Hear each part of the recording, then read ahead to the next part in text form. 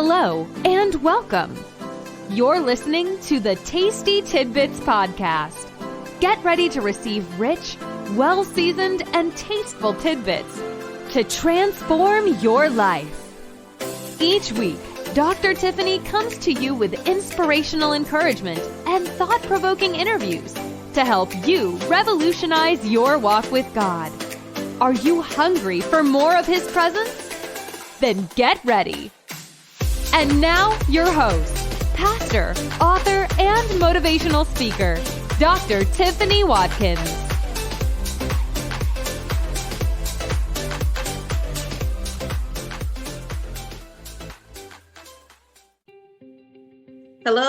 Hello, everyone, and welcome back again to Tasty Tidbits. I am your host, Dr. Tiffany Watkins. I am so excited to be back again on another episode. We're talking about part 2, building generational wealth with Leo Marte. And if you missed the episode on last week, you need to pick that episode up, go back and listen to it, because we've talked about ways in order to build generational wealth, and we're talking about principles with our wealth, and we're also talking about how to make sure that you're planning for the future and giving. So go back and listen to that episode. But on today, welcome back again, Leo. We are so glad to have you again on today. How are you? Well, thanks, Tiffany, for having me again. I really appreciate the opportunity to talk about these important topics with you. I'm glad to have you back. And again, he is a certified planner, a gold standard financial planning expert, and he runs an investment advisory firm that provides professional and personal CFO services to Christian professionals. And so he's going to give us his information before we leave today so that you'll know how to get in contact with him. But Leo, we had picked up on last time talking about wealth and why it was so important for Christians to be able to manage their money. But today I want to pick up a little bit about asking you, what's the difference between being wealthy and the difference between just wealth and being wealthy as a Christian? Well, I think that an important distinction, as I mentioned in the prior episode, for those that are following that conversation, is, what is our fundamental relationship with money? As Christians, wealthy Christians, just like Christian anything, should be different than its counterpart that doesn't have Christian attached to it, right? So when we talk about wealthy Christians, we look at people who are intentional with their money, who are wise managers of their money, who are thinking about how to transfer those values and those assets to the next generation, but are also have a primary goal of serving God with that money, expanding the kingdom, closing the gaps around them where money is needed to solve real problems, and also just expanding the reach of the faith to people that haven't had the opportunity to get connected with it. So ultimately, what separates a wealthy person from a wealthy Christian is how the money is utilized, to what end is the money being used, and the user, the person who's making the decisions, having that alignment with wanting to glorify God with it. Mm-hmm. Which should be the aim of, all of us as Christians, because we're saying, Lord, I'm grateful for what you have done for me. I'm grateful for just even being able to be here in order to be able to expand the kingdom. And so it's something key that you said that I think is very important, because you can have, you may not have the wealth that you desire to have at this moment, but your mindset, if you have a mindset of wealth, that goes a long way. Is that not true, Leo? Your mindset has to be there first in order, before you even get there, because you were talking about in there, you said you have to be intentional. A wealthy Christian is intentional. A wealthy person is intentional. So if you are intentional and you're not at that level yet, then you're on the way to that wealthy place.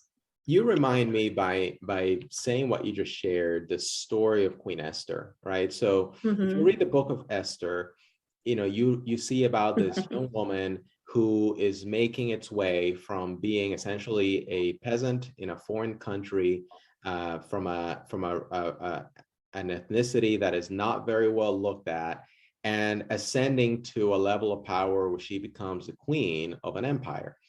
And we don't know, as the motions of this ascent are kind of put in place, we don't really know exactly why this is happening to Esther. Like, why is Esther special? What's the whole plan? Like, why is she going to get to where she's going to get? We don't know any of that until she gets there. And when she gets there, certain plans from the enemies of the Jewish people are put in place to exterminate the Jews. And her mentor, Mordecai, says, hey, you see all that stuff that God just did for you, bringing you up from the level where you were to this position of power? Well, guess what? It's time to start using that to protect God's people. Who knows if it is for this particular moment, for this purpose, that God has put you where you need to be. And if Esther hadn't had that mindset from the beginning, she wouldn't have gotten to where she was, and she wouldn't have been in that position of power to intervene to protect and save God's people. And the same thing I say to our listeners today, who may have the mindset, but may not have the money, or may not have the career, or may not have that income. Your mindset is the beginning. That's where it all starts. And wealth is a long-term project. You're not going to get rich in 2 weeks. This is a process that takes time. It takes 20, 30, 40 years of doing the right things along the way, so that when you get to that place of influence, power, and authority, then God starts using that for his purposes, for the expansion of the work that he's doing. So I wanted to share that. Yes, that was good. It was so closely connected to what yes. That was so good. And I tell people all the time, I say, in the supernatural, I believe in God moving supernaturally. He can show up and he can open up the door for a blessing to come, or he can do those types of things because he is a God that works miracles. But like you said, you have to go through the process, and you have to do what it takes in order to build wealth. So many times, I think often, we as people, in general, not everybody, but people, I'm just saying, we expect God to just drop everything out of the sky like he did for Moses. Let's just bring the manna. Do we just want the manna? We want you to provide the quail, so we don't have to work, and you don't have to wait. And microwave generation, we just want everything quick, without realizing, like you said, you have to start building, start somewhere, get with the financial plan. If you're at that stage, even if you're not at that stage, start somewhere, so that you can start building. Because if you never start, you'll never see it increasing. Too much is given, much is required. What we are given, God is requiring us to do, be responsible for that which he has given us. And, he's not just going to drop everything out of the sky for us. That's right. 100% agree. So, yes. Oh, so on the last episode, we were talking about being able to do a little bit for yourself and put in a little money within yourself. But I want to cover that just a little bit again. So am I allowed to splurge on passions and toys while still honoring God with my money? Absolutely. And I think that it's really important to recognize that God has created us and endowed us with different passions, gifts, and talents. And throughout history, people have used those talents for his glory and have created beautiful things. So I think of, some of the greatest painters, artists, sculptors, architects of our time and times before. They have used those gifts to produce something. And, they pursued those passions, and those that were in alignment with God have created, great things for his glory as well. And, when I think about you and I as individuals, God has given us also the things that we enjoy, our hobbies, the things that we like, the things that we enjoy spending money on are part of the identity and the creation that God has put in us. And as a worker, as a steward, you absolutely 100% deserve the ability to spend some of that money on your passions and on your things. Now, I think that what I mentioned in the prior episode that I think it's easily missed with this is that it has to come back to balance, right? If out of 100%, you're struggling to give, but you're spending not 80% on things that you don't need, and then you're just eating, with the rest, well, there's something that's out of balance there, right? Because you're not taking care of the different areas of your life that will allow you to, over the long term, create lasting generational wealth and honor God with that. So, let's say, for example, let's talk about proportions. When I look at a typical client, someone who comes to me and is looking at managing an income, and hey, how do I split? How do I put these this money in different buckets? Well, usually 25% of whatever they make after taxes are taken and all that, right? So 25 to 30% is usually their home, where they live, the necessities of life, paying utilities, all that good stuff. Usually about, there you have that 10%, sometimes even as high as 20, I've seen too, of money that they decided to just give and do something with it that is not about them, but is about other people, whether that's taking care of family or taking care of things for the church. And then you have the other 50%, and then, well, 25% of this I want to, put towards my retirement and my college savings accounts for my kids. And, I want to be able to save some of that money here for this special tool, this special thing, a car, whatever it is that I want to buy.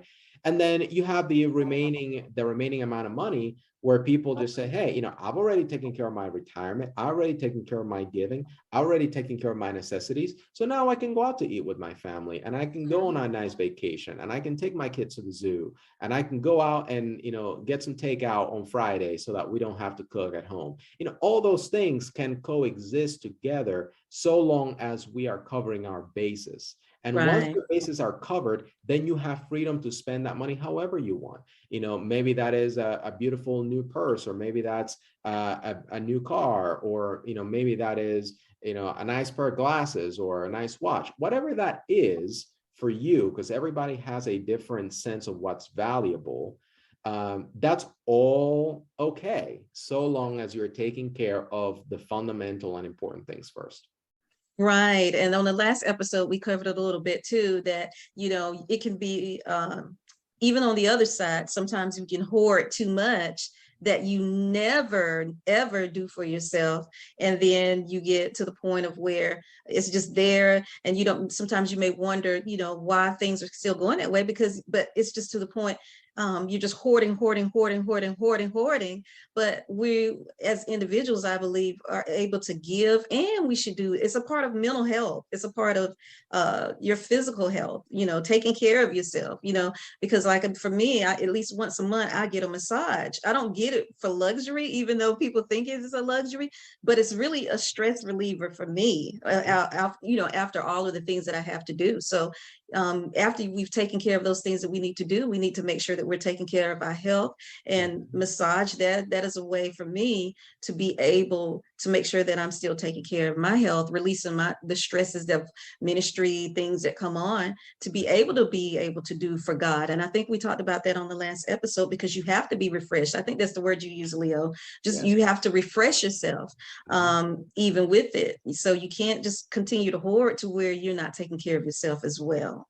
And guess what? Even if that was a quote unquote luxury, there's no shame around that. There should be no embarrassment around that. So long as you're taking care of all your other bases, right? That's a good point. And I think that sometimes, especially in our Christian subculture, we think that, hey, if it's not a necessity, I somehow have to do, 3 jumping jacks and backflip and pray and get all these things for me to be able to just get a car. Like, listen, you already saved the money. You're doing well with the money that God's given you. You have the income. You have the savings. Go get yourself a car. You don't need to here, And I think that sometimes we go through this process that, we have to justify every single little expense because we feel ashamed or embarrassed that people are going to misinterpret or think that we're wasteful. But ultimately, you are the person who's accountable to God. It's not your neighbors, and it's not anyone else. It's all about the attitude of your heart and the accountability that you have in the giver of everything. And that's God. But I'm a big believer that, as stewards, in the measure that we create wealth and create income, we are also allowed to enjoy some of that. Now, you don't want to be a person making the average income in America is around $50,000 to $60,000 per household. You probably don't want to go down the street and buy a $20,000 Rolex. Right. Right. That's probably not a good idea. Right. And that's mostly because that purchase is going to prevent you from taking care of certain things in your life that will set you up in the future to be generous, to be able to splurge on things like that. So sometimes it's not that it's wrong, it's that it's out of order, or it's not on the right time. Compared to, hey, now you're retired, you've saved your entire life. I've seen teachers, police officers, firemen, working 30, 40 years throughout their life, accumulating $2-3 million in their retirement plan because they've diligently saved, they lived frugally. And hey, now, if you want to get yourself that beautiful truck that you've always dreamed of, that could be a possibility because you've paid the dues. You've already built a certain amount of wealth to protect your family, to protect yourself in old age. And part of that is also going to be for enjoyment. So it's all about timing and it's all about proportions.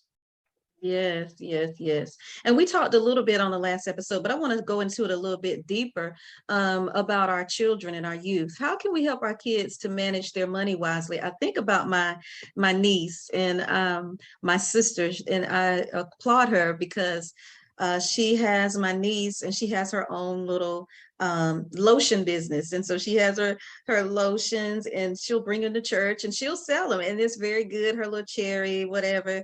And she's teaching her how, to have her business. And she started, I think she's 9 years old. She's 11 now. And then they had little bracelets that they go and they'll sell and, get that. And so I think that is very important to instill that into them, to let them know, one, everything is not going to be given to them. But two, it is important to manage the money that God has given you. So how can we help our kids to manage their money wisely? Well, I think it depends on the age of the kid and also the context of your family. Sometimes, these principles or these guidelines don't apply to everybody because families can be so different and have different challenges. But what I would say is if your kids are young, in that age around 3 to 4 years old, which is when kids start getting interested around things and about money, they start, they learn how to count, all of a sudden they're in preschool, so they have other kids and those kids have toys and, all of a sudden they start getting interested in things. Start from the beginning teaching them that things cost money. And in order to get money, you have to work. You have to create something in order to be rewarded with that money. So with my kids are very young. So I have a 5-year-old, I have an almost 3-year-old, and then I also have one on the way. My 5-year-old, has his own little piggy bank, and he does certain chores around the house that we pay him some money to be able to save and accumulate money over time to buy himself a toy or to buy himself ice cream or whatever that is. Well, guess what? If my son told me, hey, I want ice cream, and every time he said that, I went to the store and I got a big tub of ice cream and we had ice cream every day. Well, my son is not getting the memo. It's not getting the lesson that, the act of earning the money and then going to the store and exchanging that money for ice cream. So guess what? We sometimes do have ice cream just because, right? Right. But sometimes if he says, hey, I would like to have some ice cream today. Okay, well, let's go to the store. Let's get money out of your piggy bank. And you give it to the lady at the register. You count it and you part away with that money that you've saved for a couple of weeks in order to buy yourself that ice cream. And guess what? He gets such a big satisfaction, a grin, ear to ear, because that is something that he worked for, that he earned, and that he paid for. That gives him such a pride of ownership of having done something for himself. Way more than if I just gave him a scoop of ice cream in the house and he just had it and then kept going on or playing or watching TV. Yes. But I was getting ready to say, because when you said that about giving his money out his piggy bank, I thought about that with my nieces and nephews. They have the little debit cards with their little pictures. And so when we took them to Atlanta to this studio. When they went, they had to pay for the things that they had with their little card. They felt so good to just be able to Yeah. pull their card out. This is a debit card, to pull it out and Mhm. begin to pay for it. And, you know, when they finish, they're able to see, okay, what did you spend? How much money do you have left? And it's just a reward to see them, the smile on their face, knowing I'm, you know, managing my money. And it also gives them, develops critical thinking, right? Because Mhm. you're going to have a situation where maybe they have an item that that they thought about buying, but hey, $10 for that, I don't feel like that's worth it. I want to save Right. money to buy something that is more valuable to me. So not only they start saving, earning, making purchasing decisions, but they start thinking like, do I want to put $10 of my Mhm. money to buy this thing? Probably not. Mhm. And that's actually is a great segue into, as kids get older, especially when they become teenagers, that's where you want to start working on decisions and purchasing choices, right? When you're a kid, you have absolute control about what a kid does, buys, or whatever. When you have a teenagers, get out of the house, they have their own job, they have their own friends, they go do stuff. And now they're, without parental supervision, having to make some of these decisions. So you have to walk them through the process. Hopefully you've done some of that foundational work at home, but then you have to help them make the right decisions. And the biggest, most expensive decision that kids get to make nowadays is college, right? So sometimes kids walk into the college decision with zero regard for cost.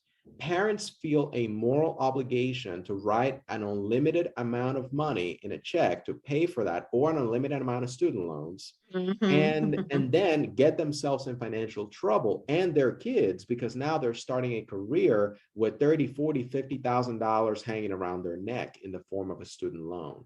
And Mhm. I think that is really the pivotal point for young people right now, is that decision about college, and how we, in a very strange way in our society, separate the cost of college from the value of college. We Mhm. say, well, everybody's got to go to college. Well, not everybody does, but if you do want to go to college, there are multiple ways to get there. And you don't Mhm. have to be going to the most expensive college in order to get the value out of a degree. And I think that's an important, really nuanced, really complex conversation that needs Mhm. to be Mhm. had. But guess what? If the first money conversation you've had with your kid is when they're picking the college they're going to go to, you're going to have a very difficult time influencing your child to make a good decision, because Mhm. you have to be setting that foundation along the way, so that when you get to that college decision, they understand the value of money. They know how long and how hard it is to earn this money, and they're going to go follow the value and not just the price tag. And I think that's Mhm. that's really a big moment for most teenagers or young adults as they transition into adulthood.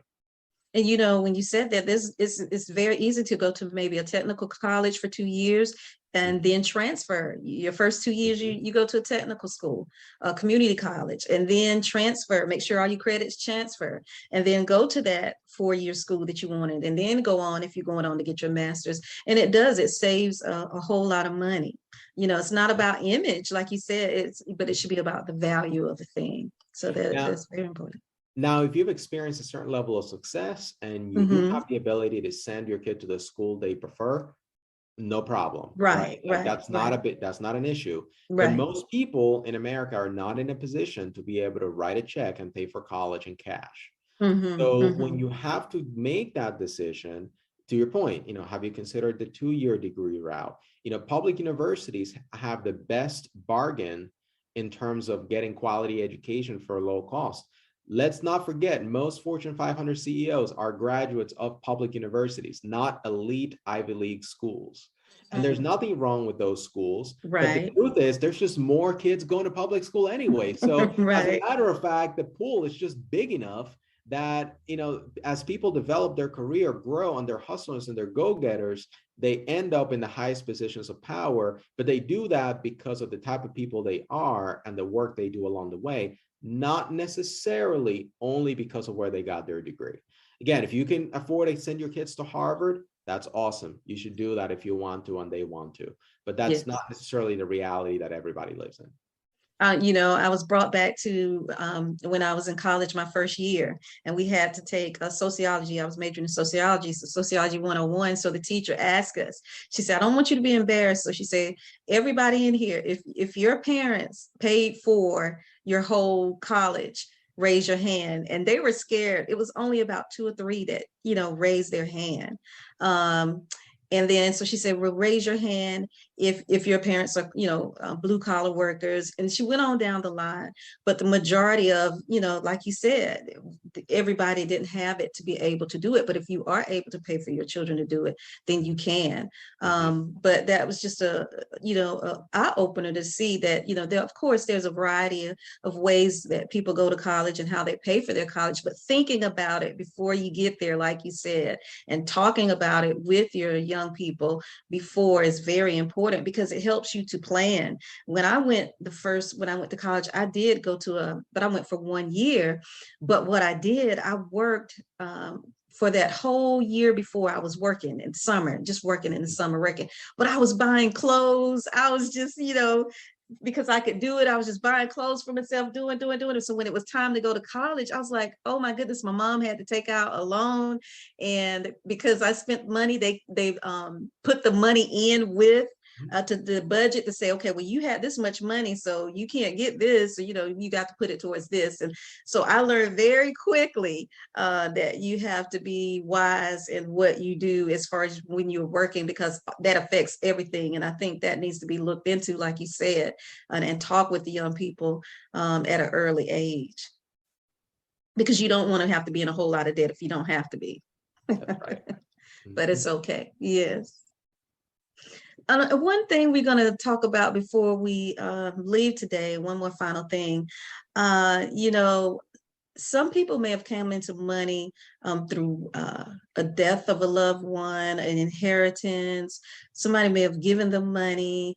People have won money. And oftentimes, if you don't have good money management skills or a good financial planner, then you squander all of the money. And you hear these stories of where everyone's back to zero, or back where they originally began before they accumulated all of this wealth, because they did not manage the money. And so how does one know if they really need professional help to manage their money? I think I go back to what is it that you're trying to accomplish, right? So somebody who's right out of school, doesn't really have any assets, is out in their first job, or makes an average income in America, probably doesn't need to have a professional advisor, because paying for an advisor can be expensive for somebody who doesn't create their sufficient income or doesn't have enough assets. So I think it's important that early in your career, when you don't have as many resources, you probably want to do everything you can to get educated, inform yourself, study good money management practices, so that you don't need to pay an advisor along the way to be able to accomplish what you need to accomplish. Now, when you find yourself with a substantial amount of money, all of a sudden, and you haven't developed the maturity, the knowledge, the responsibility to manage those assets, then you need to go find somebody that can help you do that. And typically what I see is, a parent passes, and there's 2-3 kids. The home they have of the parent, nobody's going to be living in it, so they sell the home plus whatever they have in a IRA or 401k. And then you have somebody who walks away from the passing of a loved one with $500,000, $700,000, even $1 million, right? And they've never had anything to their name besides having a decent job, having their own home, and maybe having cars, right? And all of a sudden they find themselves being a high net worth individual. You need to go find somebody to work with you, because that money is going to disappear. And not because there's anything inherently wrong with you, or because you're dumb or anything like that. No, it's because you haven't developed the muscles to be able to manage that, so that it continues to grow and support your lifestyle without running out. And that takes time. It takes patience to develop. And that's why usually people who build wealth over their entire life are very good at keeping their money from running out. But people who get money right away typically end up having nothing very quickly. It's almost a stereotypical, of the lottery winner. And actually, there's been a lot of statistics and studies made around this, that a lottery winner typically ends up losing everything that they earned through the lottery within 5 years. And the reason is not because they're necessarily, doing anything wrong. It's just because they don't know what they don't know. They don't understand how to invest money. Some people keep everything in cash in the bank, and they don't have any financial plan. They don't have a budget. They don't have a prioritized plan to retire. They don't have controls and boundaries with their families on how they're going to be using this money. So all of a sudden, in less than 5 years, they're back to worse than where they were before. Not better, not the same, worse. Because now they've acquired all these expensive things that are liabilities, and they have to end up declaring bankruptcy because the weight is too much to sustain, or worse. Some people, go even darker paths. So I would say, if you find yourself inheriting sudden money, having a substantial amount of assets that you did not expect to come your way, whether that's through a gift or the passing of a loved one, that's a perfect situation to go hire somebody that aligns with your values to help you figure out what to do. That's great. That's great. Well, we want to thank you so much today, Leo, for being on. This has been invaluable information for you just to be able to share with us today. And listeners, make sure you go back and listen to this over and over again. But not only listen to this, I'm going to ask Leo to give us his information so that if you are considering having a financial planner and you have not had anyone, you can kind of talk with Leo and he can kind of give you a little insight. So if the listeners wanted to get in touch with you, Leo, how could they do that? Well, the first thing I would say is I want to give your listeners today a gift, a way for them to get started and take the first step in their financial journey.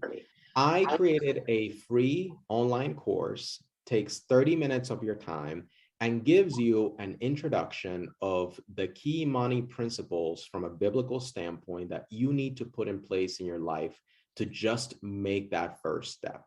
Again, it's free of charge. It's going to cost you nothing but your time. And whatever you spend in time, I can guarantee you're going to earn back in the principles that I'm going to share with you there. And you can access that, and I will share the link in the podcast notes, but you can access that at abundantadvisors.com/quick start. And that's the first step that everybody who's listening to this, I encourage you to do that because it's free and because it's valuable, and I want to help you get started. The other program that I have is I actually have a masterclass where I take you through each of those pillars of financial planning at your own pace, and help you create a financial plan for yourself. Maybe you're not quite there yet to hire an advisor because you haven't reached that point in your career where you're earning sufficient money or you haven't accumulated enough money yet, but you have the desire and the passion to create a plan to get there. So I created a masterclass that takes people through the process of actually creating a financial plan for themselves. And you can learn more about that also on my website, abundantadvisors.com/course. And I will include those both links in the show notes so that you can quickly access them. But those are going to be the main ways that you can today start moving in the right direction. And of course, through those channels, there are means to communicate with me as you need help throughout that journey so that I can help you get oriented and reach your ultimate destination. Amen. And listeners, let's get excited and get to the point where we're going to leave generational wealth. We're going to build that generational wealth, and we're going to be able to see others benefit from the wealth that we have built, and so that we can continue to expand the kingdom. So thank you so much again, Leo, for being a vital part of this podcast today, because this has been such great information. And listeners, make sure to go onto his website. And if it's free, go on there and do it. You have nothing to lose. And so we just want you to go on there to be blessed in order to help enhance what you're doing now so that you can be a better person for Christ and a better steward in what God is giving you. And so until next time, and until we meet again, God bless. Thank you for listening to Tasty Tidbits with Dr. Tiffany Watkins. If you're enjoying the show, feel free to subscribe, rate, and share with your friends. To learn more about Dr. Tiffany, check out her blog on Goodreads.com or visit her website at www.renewedfaithministriesinc.com. Until next time, stay blessed.